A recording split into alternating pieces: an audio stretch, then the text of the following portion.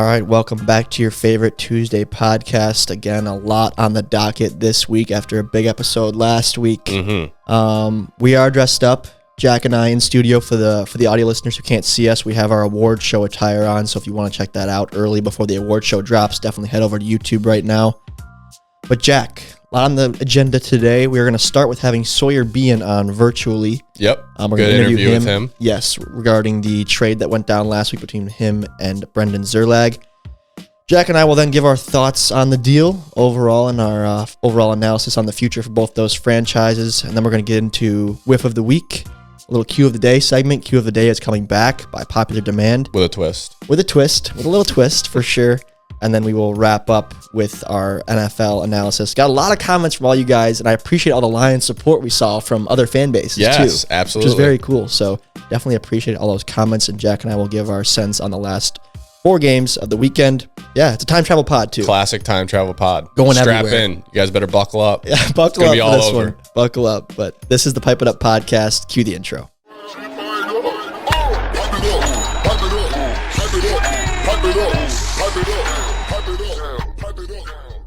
Ladies and gentlemen, welcome back to the Pipe It Up podcast, the official podcast of MLW Wiffle Ball. And today, to start things off, I am joined virtually by both my co-host, Jack Aigner, as well as Sawyer Behen, who has been the talk of the MLW town as of these last 2 weeks. And Sawyer, I want to start with you and just walk me through what's been going through your head these last 2 weeks with the trade going down, all the comments flooding in, with you being on the receiving end of everything. So what's that been like for you?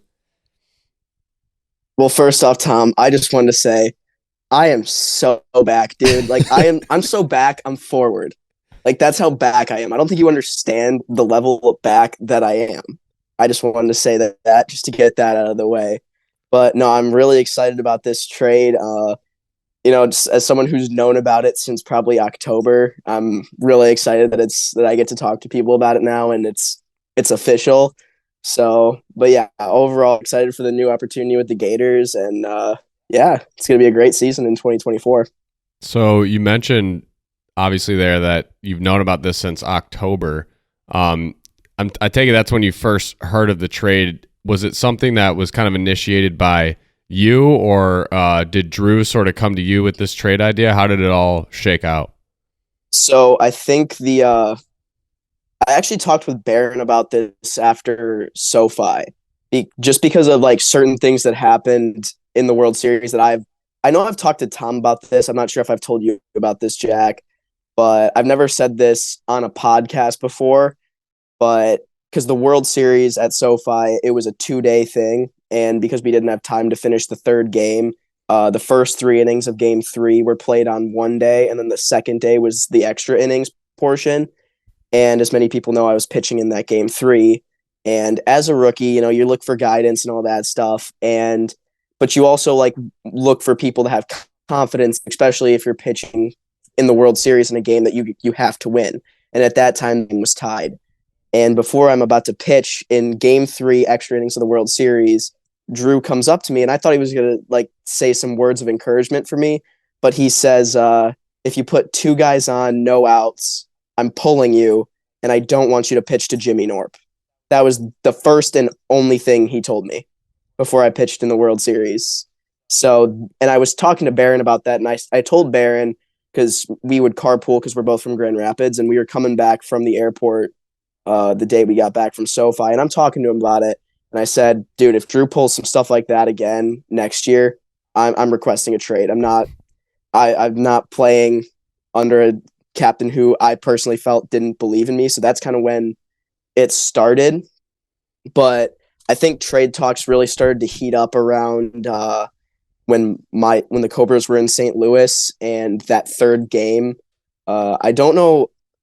I know some people have discussed it, but like that game where Drew benched me and Baron in a game where he said that we were just going to be playing for fun. And I get that he was trying to get Chris and Gus out there, but it didn't make a lot of sense for me after we won the first game of the day, why we couldn't have done that for game 2 and then because game 3 was the night game that the most people were at.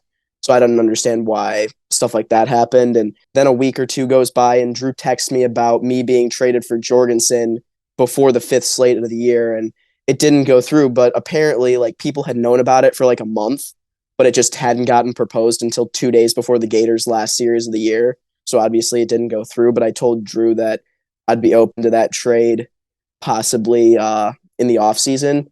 But then going into the Predator series, this is just something that as someone who's played sports for a long time and someone who's been around baseball. I never played baseball, but my dad's coached it, so I've been around my brother's team a lot like that. And just being an athlete growing up, like, if you're the best player on a team, or if you're the better player on a team, or if you're playing better than someone on that team, you deserve more playing time. And so I was the only pitcher on our team who had any wins that year. I'm the only pitcher on the Cobras who got I had all the Cobras wins, basically. And so I expected, going into the Predator series, I'm the only pitcher on the team with wins. I've been pitching the best out of everyone. I felt like I deserved the start against the Predators. And Barron got the start in game 1. So I was like, you know what? Okay, Barron had this last year against the Preds, so they'll go with him. But then he lost that game. So I was like, okay, maybe I'm going in game 2. And Drew went right back to him. So I was like, okay, I guess. Like, I was kind of taken aback by that. And at that point I was like, I guess Drew really doesn't trust me in these big time situations. I guess I don't understand why, but I was getting frustrated. So then we lost game 2. So I obviously knew what was coming up after game 3 in St. Louis. Drew was going to pitch himself. And I walked up to Drew, but I walked up to Drew right before he even made his decision. I was like, Drew, listen, I know we're already out of it, and I know what you're thinking, but let's not make this last game a joke. Let's at least try to go out with a sense of pride. Like, that's something, because I've been on losing teams playing hockey many times, and like, I've played in consolation games or whatever, and you still want to win those because you still want to, like, leave with a sense of pride and, not lose. And Drew goes out there. I don't even remember how many runs the Preds put on the board, but he walks. I think he got out of the inning or something, and either way, I'm going and pitching, and we were already way out of the game. Like, so it seems like you got this chip on your shoulder here, and you're saying you're so back. I want you to elaborate into what you really mean by I'm back now, and what sort of role do you want to take now on the Gators, your new squad? Well, like I said, because I'm so back. Part of the reason I felt like so you're just giving ammunition to the haters if the season doesn't go well, but I absolutely love it. He's all in, doubling down. I'm doubling down, man. I'm all in on this, and I want that ammunition. I love that hate. I love it when they talk smack. Mm-hmm. That's what makes me feel better. But no, because like last year, I tried so hard as a pitcher to earn that number one role, and I felt like I did the best I could to deserve it, especially being the only pitcher on the Cobras who even had a win. I felt like I earned it, but I felt like Drew just didn't want to give me that chance or anything like that. So that's the other thing I wanted to say, because I've been reading through all your comments and stuff. I've been reading through all the comments and stuff over these posts and stuff saying, oh, it's rigged. It's something to help the Gators. But in reality, I was the one who wanted this trade to go through. I was the one who went up to Kyle and all that and requested it. So it's not rigged. MLW's not rigged. It was me not wanting to be on the Cobras this coming season. But it was also like I felt like whenever I stepped on the mound, especially after the World Series, and Drew telling me that you put 2 guys on, no outs, I'm pulling you, it just that didn't make me feel safe as a pitcher, because that made me feel if I screw up in the smallest way once, I'm not pitching anymore. That's how it felt. So I think coming in and playing for the Gators, because I talked to Cheatham a lot about it, he's just like, yeah, dude, you're going to come in. You're going to be our guy right away. Like, you're going to be the guy we look to. We're going to support you. We're going to be behind you. We're not going to try to tell you to throw certain pitches at certain times. We're just going to let you go out there, do you. And if it doesn't work out, we're going to have your back no matter what. So that's what I'm actually looking forward to the most, is going out there and being able to actually, like, not stress about, if I mess up, my playing time's going to get cut or something like that. So that's something I'm really looking forward to. But also just the change of atmosphere and having the opportunity to really lead the team as a role player and as a ace pitcher, which is something I've been trying to do, especially last year. But I felt like I just couldn't do that on the Cobras, and I'm really excited to do that on the Gators. Henceforth, that's why I'm so back. I'm forward. That's kind of what I wanted to say.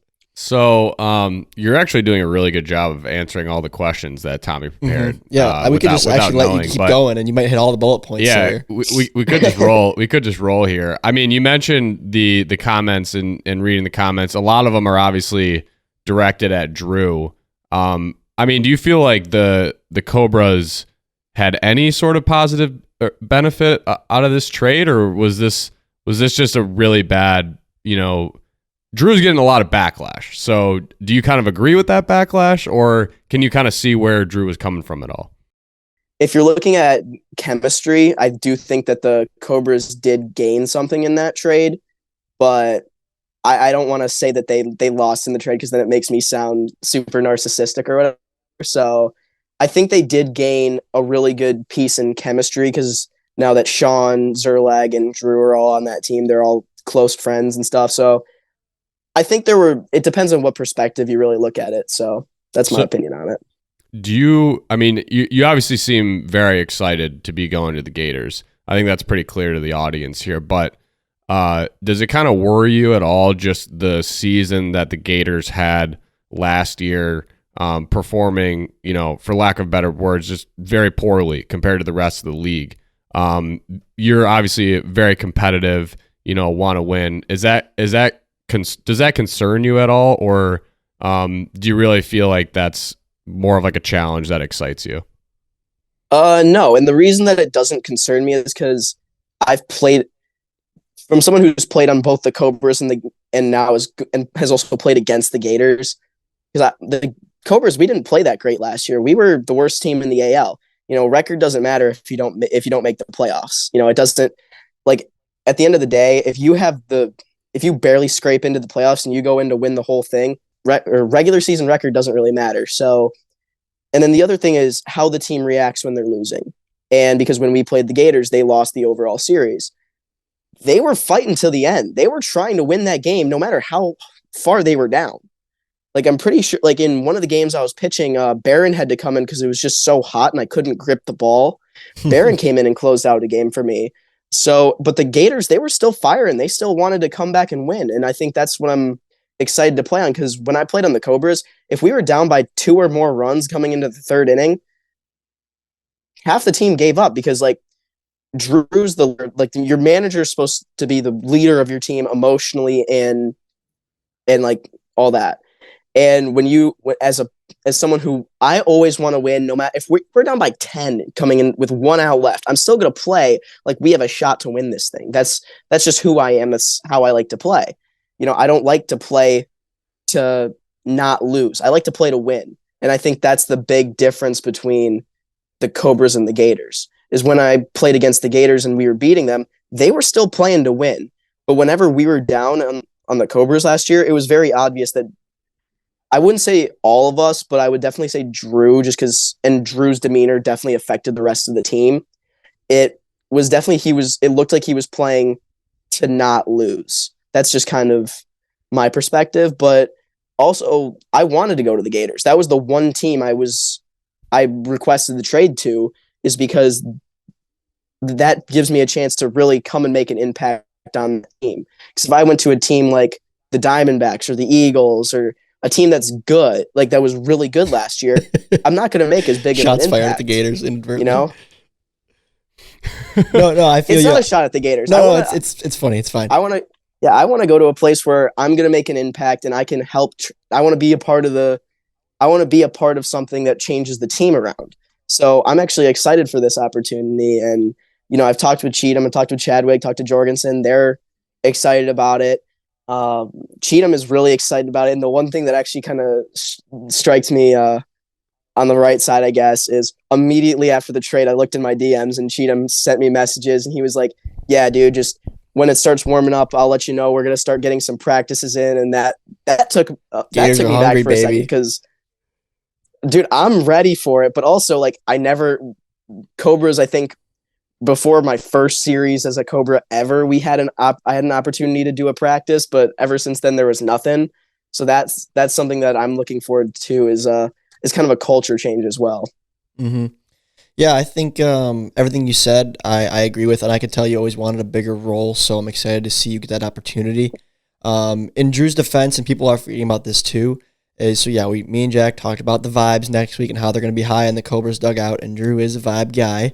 But the Cobras do have the number 2 overall pick in this upcoming draft class, so Drew is really going to have to nail that one, I think, Jack, in order to try to right this ship here and get things back on track, because without the talent, the vibes don't do much, Yeah, totally agreed. I mean, like we talked about, or like you'll hear us talk about, vibes are key. It seems like from both parties, what I've gathered in this interview is that the vibes were not there in the Cobras dugout. I think we can all agree on that. So I think, some people might say, you could look at it from two sides, right? Some people might give Drew some backlash and say, hey, you did a bad job. You did a bad job managing this team, and you let go a good player. Other people, could say, well, he addressed the fact that the vibes weren't good and the vibes needed to be changed. So, we'll see. As with all these trades that we discussed, right? Time will tell. Sawyer, I think it is really cool. Definitely since you've come into the league, I think it's been obvious that you've wanted to take on a bigger role. I think you'll certainly have that with the Gators. Obviously they struggled on the mound last year, so having a guy like you come in, offer them something else, something a little bit more consistent, I think will definitely be a game changer for them. So I don't know. I feel I don't know. We'll see. I just based on your feedback and reaction, I feel like both parties are happy, which we did say on the podcast, is that both parties seem happy about this trade. Mm-hmm. Now, Jack, one trade I want to revisit that we did not discuss in the second half of this episode is, I personally remember it was mixed feedback, but I also got a lot of flack when I traded Bonham for draft picks. Now, I think I got more. I think I got more back for Bonham in terms of I got 2 picks, and I was hoping they'd be high picks, and it ended up working out for me because you guys had another bad season on the Magic that following year. But everyone was kind of saying similar things to me that they were saying to Drew, like, why is Tommy getting rid of one of his best players, his best arm, whatever. And it did kind of work out for me. So, like you said, time will tell, and it's hard. And I do think that maybe Drew could have fought for more in this trade, or maybe tried to get additional picks or another player or something. It's hard. It's the league's not that big, so you don't have that many options or teams to turn to. But in terms of, it seems like, Sawyer, you weren't too happy with the situation. I think Drew recognized that and understood that he could make both you happier and get something for you. Did he get enough? Time will tell. He did get a guy he wanted to play with, but in terms of Drew's management, I think a lot of Cobra fans over the years have been frustrated with how certain things have gone. Even though people ride and die with Drew, there's definitely been frustrating moments. So this draft is definitely very important, I think, for the Cobras and the Cobras fan base. Yeah, 100%. I think like you nailed it when you said that Drew has to nail this pick, because if he does and he gets, a stud pitcher and the Cobras bounce back, make the playoffs, maybe make some noise in the playoffs, people will forget about this slander against him, that we've been seeing in the comments. People will forget about that. Yeah, it's and vice versa. If he drafts a kid who, maybe doesn't show up to all the series or doesn't perform how he expects, I could see it raining harder on Drew. Unfortunately, I could see that happening. So I agree. I think this is in the career of Drew Davis's management. If he's really had to execute on one thing, I think it's going to be this draft pick. Well, that's just the reality of sports too, Jack. I've been looking at all the QBs and the coaches in the NFL over the last month that have just gotten absolutely blasted on Twitter for even little things. People just want to see their teams win. It's reality. When you're a manager, if things don't go right, people are going to be calling for your head. I dealt with it this year with the whole Preston Grant thing and us not winning and you guys winning. It's just part of the game. It makes it also fun, put some pressure on you. I mean, think about, maybe if we have time, we'll talk a little bit of playoff ball that we watched this weekend. But, take the Texans and the Panthers, right? The Panthers take Bryce Young and they have the season that they had this year. Everyone, it seemed like everyone was kind of sleeping on CJ Stroud. He ends up just being phenomenal. I mean, he's like a top 10 quarterback basically in his rookie year. And that's like that decision shaped the entirety of both of those franchises, right? Their future was on that one decision that was made by the Panthers. So, like we said, time will tell. We'll see. Time will tell. Sawyer, one last question while we still have you here. Kind of a fun one, but something that I think about a lot as a player is when you get traded or when you're entertaining being traded, like you said last fall, are you thinking about how am I going to look in the Gators colors, in the Gators uniform, the Gators hat? Has that crossed your mind yet? Yeah, I've definitely thought about that. I don't think it's going to be that weird for me. I have worn navy blue quite a bit because that used to be a color of one of my old travel hockey teams.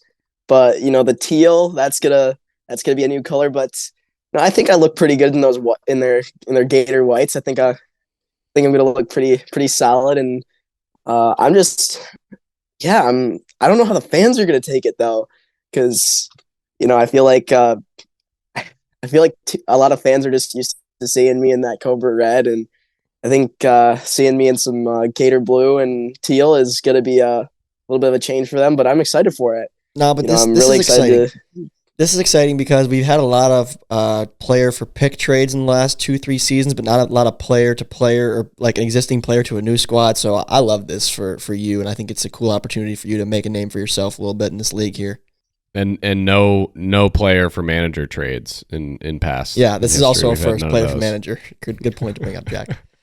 Well, Sawyer, appreciate you coming on. I know you wanted to share some thoughts. Another player, shocker, who wants to share some thoughts. We already said Jimmy does. Jimmy, we're going to get you on, I promise, eventually. Drew Davis. Drew Davis wants to be on the pod, wanted to be on this week, couldn't make it work with scheduling. So if all goes well, we should have Drew to defend himself on the mic next week, which should be a pleasure and must listen to podcasting. So looking forward to that. But Sawyer, thanks again. Appreciate it. One last thing I wanted to add right before I head out of here. There's no hard feelings on Drew personally. I wanted to just put that out. I feel like I kind of sound a little harsh. I'm super grateful for him for drafting me and all that. It's just last year and the World Series thing, it kind of just was a personal thing, and I just felt like I couldn't grow as a player on the Cobras anymore. So that was something I just wanted to clear. But I'll see you guys. See you guys in a few months when I'm a Gator. It's gonna be cool. All right. We'll see you soon, dude. See you soon. Chomp, chomp, man. Chomp, chomp. See you guys. Baby. Chomp, chomp. All right. Thank you very much to Sawyer Behen for that interview. Jack, just you and I now back in studio. A little time travel. Love it. We're on Saturday now, talking about this before the actual Sawyer interview, but I want to just hear your thoughts, reactions, initial overall take on this trade between Sawyer and Zerlag, Cobras and the Gators. Yeah, I mean, obviously you guys heard that interview, but I was a little shocked by the trade. Okay, I will say, number one, just being the fact that I think, Sawyer was a big contributor to the Cobras. He was a key piece to their bullpen, especially with Drew kind of taking a back seat more, stepping away from being as much in the pitching spotlight. Felt like, it again, we kind of talked on the last podcast, like it's just odd having like a manager trade himself. So like that part of it was weird. I agree. I think that, it's tough to say right now, like who exactly won the trade, because it seems like Drew has some plans in the draft and some people that he's going after. Doesn't he always though? Yeah, he does. It's also really funny how it's come full circle. We got to show the clip of, Drew, making the original trade with the Gators and then saying they're not going to win, and then they win, and then now he's actually playing with Zerlag. That is funny. I didn't even think about that. What's up? Drew, we got a situation for you. This is Kyle. Alright, what's up? Alright, Zerlag, let him hear it. Do you agree with that? We get your 6th pick in this 2020 draft, that you will have our 1st pick in the 2021 draft. Yes. Wow, that's big news, Drew. I'll be happy when the Gators win 0 games again this year. Whoa! So that's an all-time moment not talked about enough, I feel like. right. It was an all-time moment. So yeah, I don't know. It's a very interesting trade. I would have thought that the Gators would have tried to go after some picks in some way more. But they get Sawyer, who's, a young guy. He can pitch. He's shown ability to hit. I think, he's got to continue to develop more, but I think both sides kind of got what they wanted. Well said. At the end there, I think you're right. Both sides did get what they want. Despite the fans talking about how this is a huge win for the Gators and Drew made a massive mistake, both sides are happy, which is always good in a trade. Yes. Talent-wise, I agree with you that I think on the surface, the Gators did win this trade. I think Sawyer right now brings more talent to the table than Zerlag does. Mm-hmm. And I was once very, very high on Sawyer, actually. I considered going after him myself. Just the way he finished the 2022 season, his rookie year, he was hitting the ball just as good as anybody, really, in big games, too, his postseason games late in the regular season. Pitching had a lot of potential. He's very drop ball heavy, which is not where you want to be. But for a rookie, I was like, this kid's got it. Right. First year, he's really starting to develop fast. So he was on my board as a guy I would have loved to have gotten. And other guys are like, I don't know. He swings at too many balls, whatever. So last year, that kind of came into lay a little bit because he did strike out a lot last year and swung out a lot of balls up and out of the zone in bad counts. You guys don't see that. You don't see every pitch, but there was times, Jack, at the Meadows when he was up, 2-0 in a count or 2-1 in a count, and then would chase a riser up and out of the zone. It's like, you can't be doing that. Yep. So there's still some work to be done. However, he's passionate. He loves the game, and he at one point was pretty darn good. And he's played good in tournaments. He's gritty. He's got a lot of drive in him, so I like that. Zerlag, on the other hand, I don't think is as talented, like I said, right now. He was on the come up there in 2021. I think that was his best year, I mentioned in last week's episode. So once again, I think the potential's there. He played baseball at a high level, played varsity baseball. And I think if he had more drive and more passion and more of a will to win, he could be better. And I hope that this does that for him. You guys also haven't really heard yet or hasn't been talked about yet how Zerlag and Sean Flynn are good buddies. Right. So this is a great fit for Zerlag. Yeah. And I think that's part of the reason why he wanted to make the move. I was going to say, I think, a change of, not like the other guys on the Gators, weren't friends with Zerlag, but I think the fresh environment, the new scene will be good for him.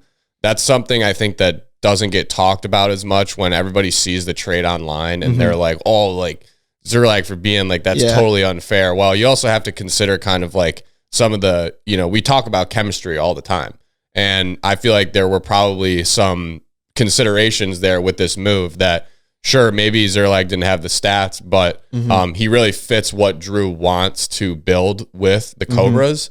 And, on the flip side, he might not have seen Sawyer as like fitting in terms of like, the chemistry, what he wanted on the team. So I think that sometimes might get overlooked. I'm not saying that's what it was, but it's possible. So it'll be interesting to see how, on the flip side, how Sawyer fits in with the Gators. Yeah. Because they must think that he's going to come in and probably be their ace, which I think is, like you said, because he's so drop ball heavy, is a little bit like risky. Like, they do have other guys that can pitch. So we'll see if they kind of go through almost like a 3-man rotation. It depends. We'll see what Cheatham can do. But yeah, I don't know, because Sawyer, I think, to be an ace will have to really put in a lot of time and develop a lot more pitches, because that drop ball is so violent that like even like the small differences in the ball from one game to the other can like make a difference in control. And so just for consistency purposes, I think he will have to, really put in some time to like continue developing his arsenal. Which I think he will. I think he will. He has already, Yeah. and I think he will. Yeah. And he's young too, right? So he's got time to grow and develop more. Yeah. On the Cobras chemistry side of the conversation, they're an all over team. At least they were before. So you guys know Drew. You guys have seen Drew for many years now, and he's, I don't know, what do you call him? He's a wild card. He's a wild card. He's a wild card. That's great thing to say. Whereas Behen is a very reserved guy. Very, very reserved, quiet guy, keeps to himself. Sean is kind of like the locker room guy, always upbeat and smiling. And then Chris Baranowski is similar to his brother, very quiet and reserved. And then you got Gus, who's just like there for a good time. Gus is Gus. So Sawyer was like a fireball and always amped up, like a walking Red Bull can, kind of like Robus is. Yeah. So I don't know. Him and Barron were a very interesting contrast. And I'm not sure, not saying it was like a problem or anything, but like I said, I think Zerlag will come in and the vibes will be good. Like they'll be having a good time, and it's just wiffle ball guys. That's important. Right. That's important for you guys having a winning mindset going into series when it's like everybody's getting along, you're happy to be out there. Yes. It makes a huge difference. It really does. It makes a huge difference. I like what you said there with the vibes being high. What I saw online with the reaction, I don't think people were considering the vibes. Which might sound dumb to say, but it's true. It really is. I'm not true. saying chemistry can win you games. I'm just saying it creates an environment where you're excited to go out there, after say you work a job from 8 to 5 p.m. You're excited to get out there after work, be with your friends and win some games. It's just the desire to win is higher when you're playing with some of your best buddies. Absolutely.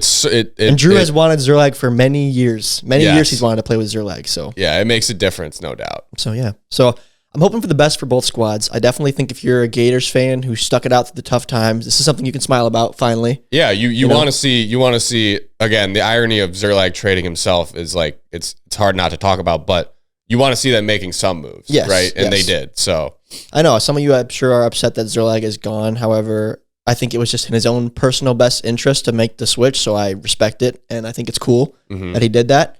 Who's taking over as manager? To be determined. I don't know if it'll be a Cheatham, if it'll be a Jorgie. I think those are the top 2 candidates as of right now. I would have to imagine, yeah. But we shall see. They're kind of the incumbents. Like you said, everyone wants the Gators to get draft picks still because they have no picks yet. Right. So we'll see if whoever's calling the shots over there now, let's see if they make any more moves before the this whole hot stove season that wraps up. So we'll see. We'll see. We shall see. But best of luck to both guys. It's kind of the end of my spiel there. Absolutely. But Jack, let's get into Whiff of the Week this week. You want to lead us off? Sure. So last week we recorded, well, at least I was virtual for our podcast recording. If you guys made it all the way to the end of that episode, which is doing really good, shout out all you watchers, all you, it's doing good. So we love to see those numbies. But if you made it to the end, Tommy talked about how I had some car troubles, and this was my whiff of the week. So Sunday last week, I shouldn't laugh.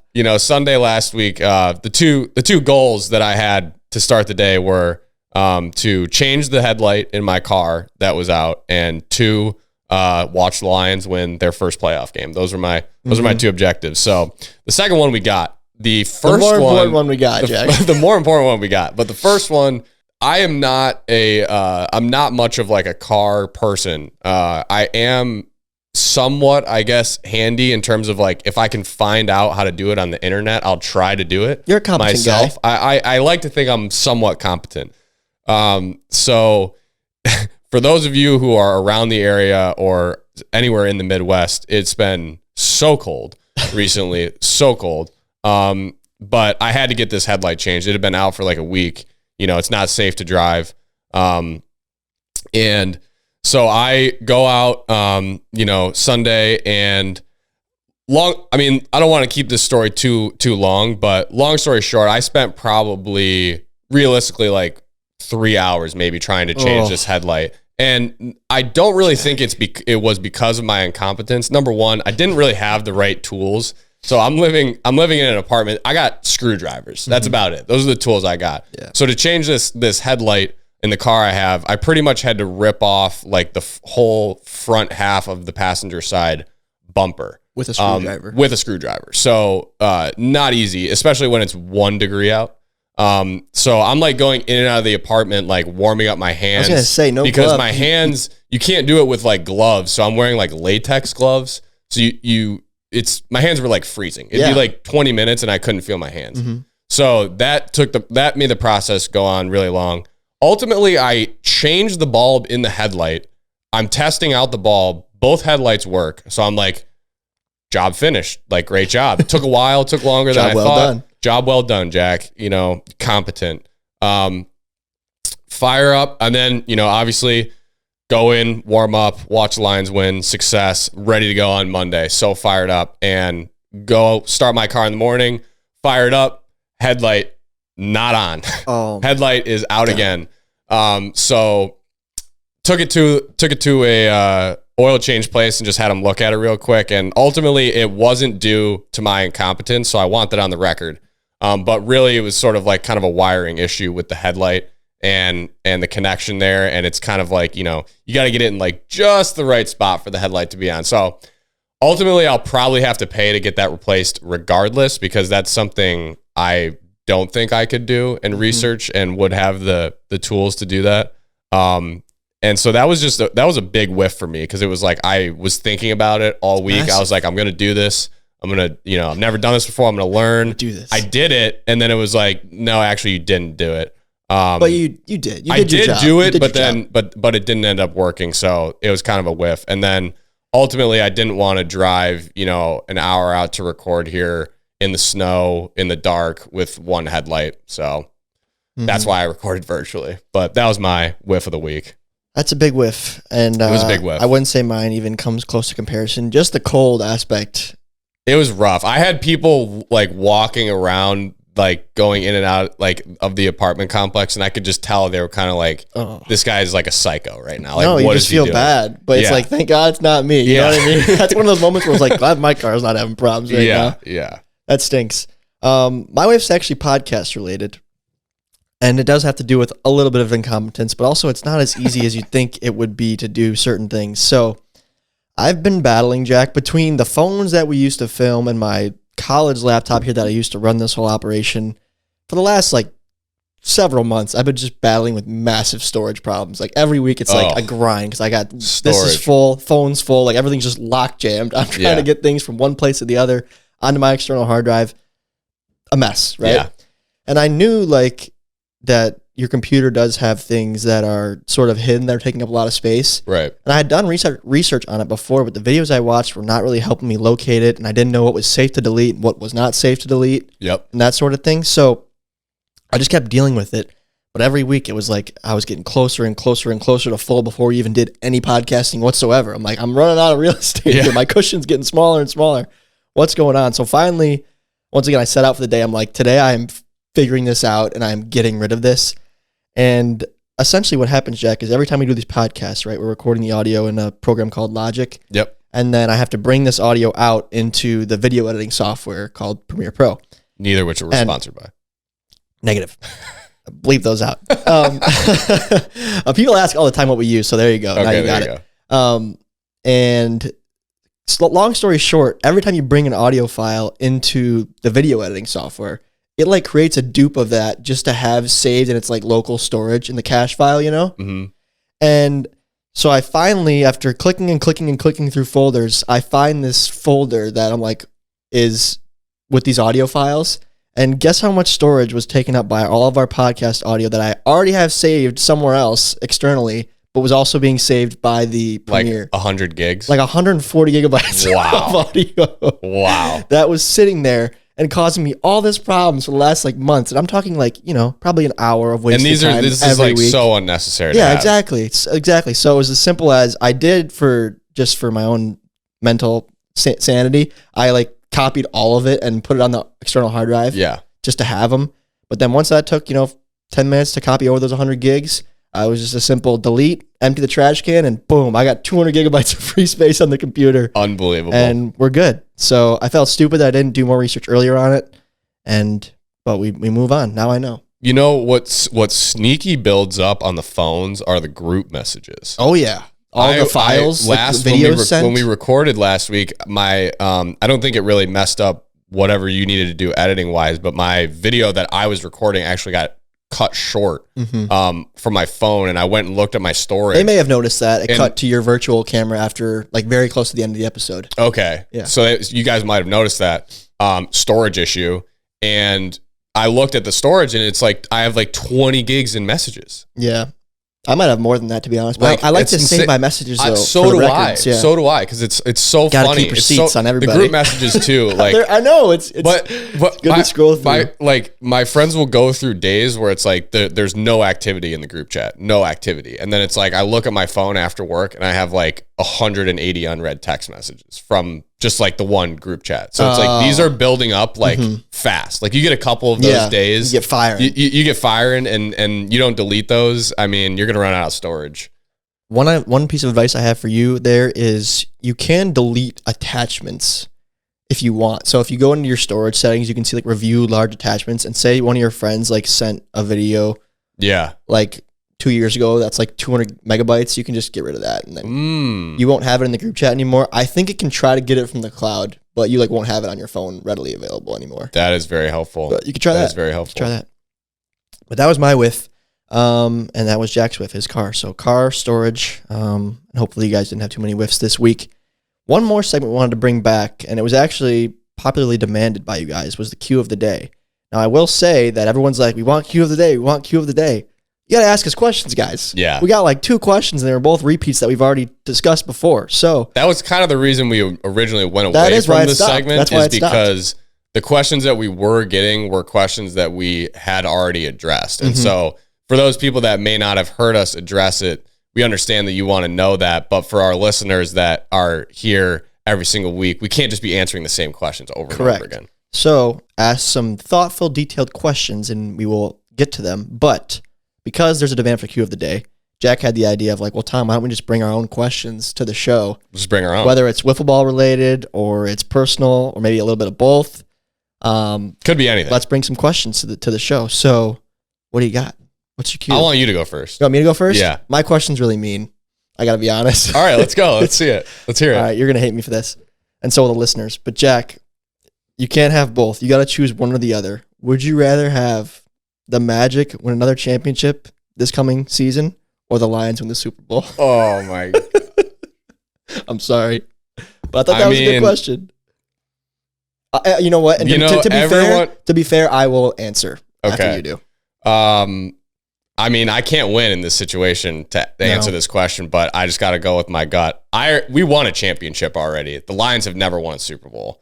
So I would want to see the Lions win a Super Bowl. That's a pretty good justifiable answer. I think the Magic, if we didn't win it next year, would have chances in the future to win it again. In the NFL, it's like, you know, we have 8 teams right now in MLW. In the NFL, there's 32 teams, and the chances of getting back there are so small.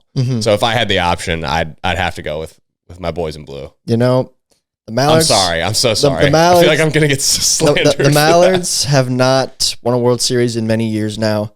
We haven't really won one in the modern era. But Jack, man, it's a tough one, and there's just, you guys don't live in the city that we do, and the amount of people in my life that would be so happy if the Lions were to win, versus the people that are in my direct circle that would be so happy that the Mallards won, would be non-comparable. Right, we're thinking about bigger impacts. I'm thinking about the world, the world around me, the community around me. The city would be revived. I mean, last week they said this nation needs a Lions. It really does. It really does. I think it's for the common good that the Lions would win before the Mallards do. So, I like that. While I think both are possible, actually, I think the Mallards have a better chance, but both can happen. But if I had to choose one or the other, I would go with the Detroit Lions also. That's funny. So my question, it's funny you did a would you rather, because I had a lot of would you rathers pop into my head. But this was one, and maybe we should put up a poll, because I think maybe our listeners could vote on this too. I can do a poll on Spotify. So you go to brush your teeth. Do you go water on the brush, toothpaste, or do you go toothpaste and then whole brush under the water? I go option C.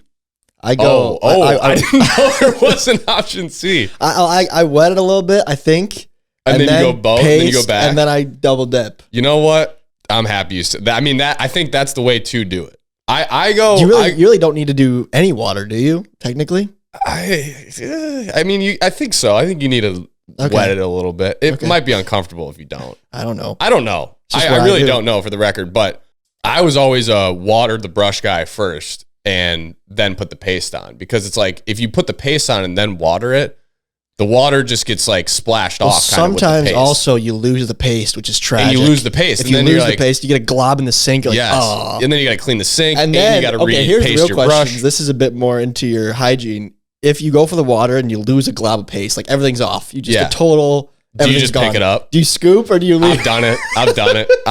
I'll admit it. You all have done it too. You've all done it too. You've all done it too. It's disgusting, but you've done it. I mean, if you keep your sink clean, it's not that gross. I wash our sinks at least once a week. And it is like, yeah. Okay, so then part 2, follow-up. Okay. What do you use? What temperature is the water when you're brushing your teeth? Is it cold or is it like warm? It's cold. It's cold. Yeah. Because I know a certain someone that uses like warm water, and when I found that out, I thought it was like. Is it your wife? Yeah, I'm sorry.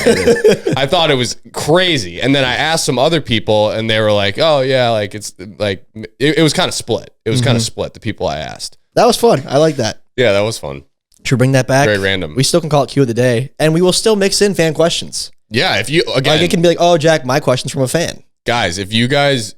Or maybe I'll just say it's from a fan and it's really not from a fan. You guys will never know. But no, we'll give you a shout out. If you submit quality questions that we haven't talked about 50 times, then we would love to break them down on the pod. But if not, and you guys want to hear Q of the Day, we figured this was a good way to bring it back here. All right. Well, if you guys haven't noticed already, we are in our award show attire. You guys are getting the early scoop there that the theme is 80s workout loosely. Magic's champs gear here. The if you guys hats forgot that we won. In case you forgot, Jack's repping, and those hats will probably be on sale this coming weekend. So if you want to get a Magic hat, there's not a lot of them. So jump on it. Will these shirts be on sale? Those are already on sale. These are already on sale. Yes, a lot of you guys already got those. But if you want the hat to get the Jack fit here, there's not a lot of hats. I'm talking, we're barely in double digits. So if you want a hat, you guys saw me open this hat on the Christmas episode.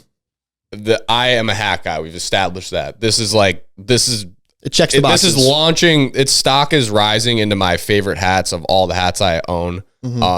And regardless of like even what's on the hat, like this is a comfortable hat. It fits. I think you guys would like it. I'm a very picky hat guy. It's awesome. Very picky hat guy. Oh, real quick. I was at Dick's buying a hat for the Lions game last weekend. And the employees probably thought I was a psycho, dude. There was a stack of probably 15 of the same hat. I grabbed all of them and went to the mirror and tried on every single one. They're all different. The best one. But anyways, that hat does meet the criteria of what I look for in a hat. So, yes, I agree. If you are a Magic fan, don't have any Magic gear yet, or if you already have some gear and want to add to your collection, this is a phenomenal piece. Or if you're, say like a Preds fan and you want to root for a real franchise, go grab one. The bandwagon's open. Unlike Dan Campbell, this bandwagon's open. Dan Campbell says, get out of our way if you weren't already on the train. But, all right. Speaking of Dan Campbell, too, to wrap this one up, we are going to go back forward in time, and we'll give you guys a quick 5-minute rundown of the NFL weekend, as this is still Saturday prior to both those games. So we'll wrap up with that, and we'll see you there. Forward down the field, a charging team that will not yield, and win the blue and silver wave. Stand and cheer the brave, rah, rah, rah, down the field and gang.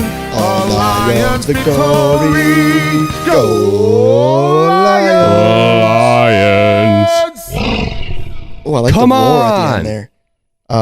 What a weekend, fellas. What a weekend. We're alive. We are alive, baby. We're alive. Come on, Jack. We're live. We are live. Fire up. Fire up. What a weekend. Pretty solid games all around, huh, Jack? I said we talk about all four real quick. Any surprises on your end? Bills fans. Oh, Bills fans. Yeah. Oh, man. I mean, the first game, the first game, I feel like you kind of had to expect the Ravens were going to take care of business there. The other three games were all just like phenomenal games, like instant classic games. The Lions one felt like the Lions were controlling ish for most of the game, and the Bucs were kind of hanging on. But the other two games were just like instant classics. And yeah, man, the Bills fans, I feel for you guys. I really do. It's just like you get a guy like Josh Allen on your team, and to not break through in the playoffs like year after year just hurts even more. It's one thing if you're a team like the Packers that you have like, your whole future still in front of you because you kind of just figured out that Jordan Love, is going to be a good quarterback. But if you're the Bills fan, it's like every year that goes by that you don't win something with Josh Allen, you're just like, well, that's another year like on his career. Another year of hits, So I feel for you guys for sure. But yeah, that's like, I think that's my favorite football weekend of the year by far. I had this same discussion. I think it was with you, Jack, at the award show. That I think divisional weekend probably was the was. best. Probably was. 4 games. you got 4 games. Usually they're all pretty good, whereas wild card weekend you get 6 games, but they're usually not as competitive. Conference championships are usually great, but you only have 2 games. So I agree, divisional weekend is the best. And it wrapped up well for us on Sunday with the Lions winning. We were in control, Jack, like you said. Packers, we had a lot of Packers fans, which I appreciate, even though we don't like you guys. You guys have been nice to us this postseason. And, man, you guys almost did it. Like you were saying in the comments last week, I was replying to all you guys saying, Packers win, Lions win. It's NFC Championship in Detroit. And gosh, where was it close? I was rooting for the Packers, of course, because I wanted that last home game. Would have been crazy. So Packers fans, nothing to hang your heads about, though. I think you'd be in a similar boat to us if we'll be in a similar boat as you if we lose this weekend. Like, okay, this team did more than we wanted them to do this year, and now it's gravy. And you guys went toe-to-toe with one of the best teams in the NFL. So good season to the Packers. Not what I love to see, Jack, as a Lions fan who thought the division was going to be easy here for the next few years, and now the Packers seem to be a force to be reckoned with. Again, seems like you guys always have an elite quarterback, so those should be some fun games in the years to come. But Lions are still chugging somehow, some way, and maybe I'm crazy, Jack, but I feel like we can win this game in San Francisco. I mean, this is the NFL, man. Anyone can beat anyone. I'm not going to rule it out by any means. I think probably, I don't know. You look at the just judging by the rosters, it's like they got I weapons. feel like they're pretty even teams. They might have a few more, guys on their roster. I think it's really just going to come down to like the game plans from both teams. Whoever's got the best game plan, I think is really gonna take this one. But I don't know. Anything can happen. Anything can happen. I'm not ruling it out. Anything can happen. I'm definitely nervous for the game. It almost feels fake because I've never seen the Lions play an important game like this to this magnitude. But yeah.